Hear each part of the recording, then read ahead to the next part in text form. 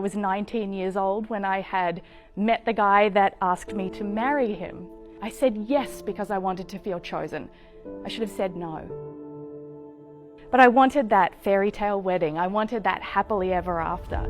I wanted somebody to love me unconditionally. My wedding day was underwhelming, to say the very least. So on the day of my wedding, I treated myself to go and get my hair done. And the hairstylist, as they often do, asked me, "Have you got any special plans for today?" To which I said, "My friend is getting married." I couldn't even admit that it was my special day. What that day commenced was the beginning of 10 years of domestic violence. Sometimes I would use my voice to speak up for my needs and what I wanted, or to voice my opinions, and it would be met with violence. There were many bruises, many tears, and many tantrums. So it was really late, and I was trying to get home from the city. And I kept on looking at the missed calls on my phone and listening to the voice messages. "I don't know where you are right now, but when I see you, I'm going to mess you up." And my heart was in my throat.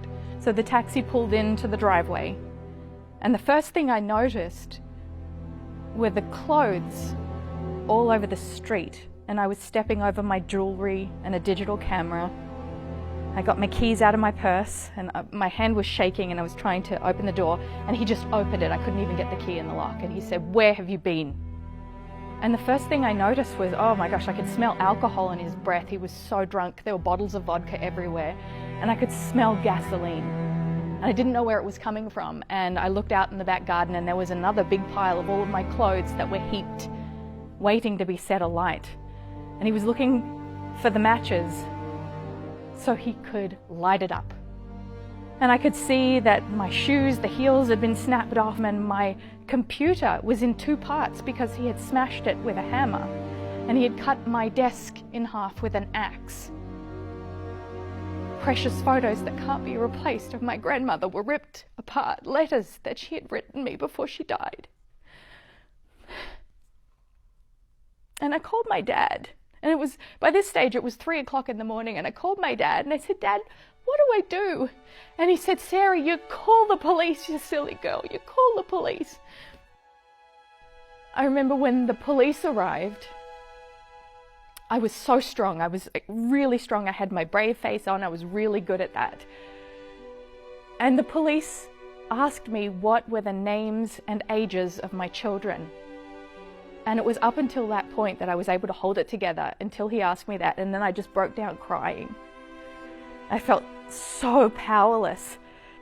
And I knew that something had to change. I had to change. I had to make sure that my children didn't know this was okay. I left with nothing. I had 2 suitcases, 2 children, and over $30,000 worth of debt.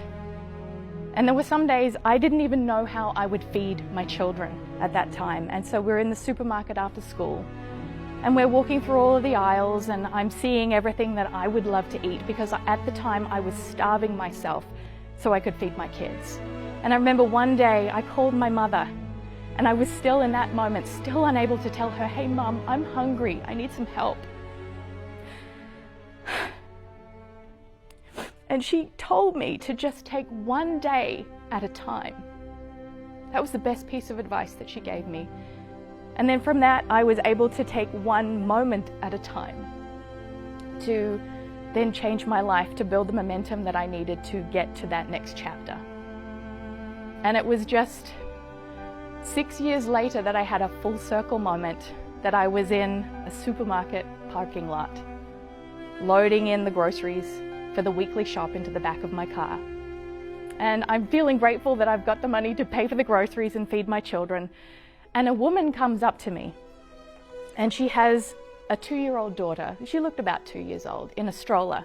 And she walks towards me and she says, "Excuse me, miss, do you think you could help me?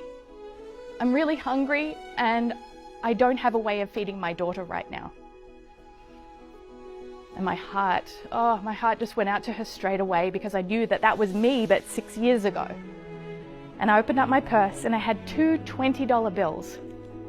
And I handed them to her. And I said, it's all going to be okay. Just take one day at a time.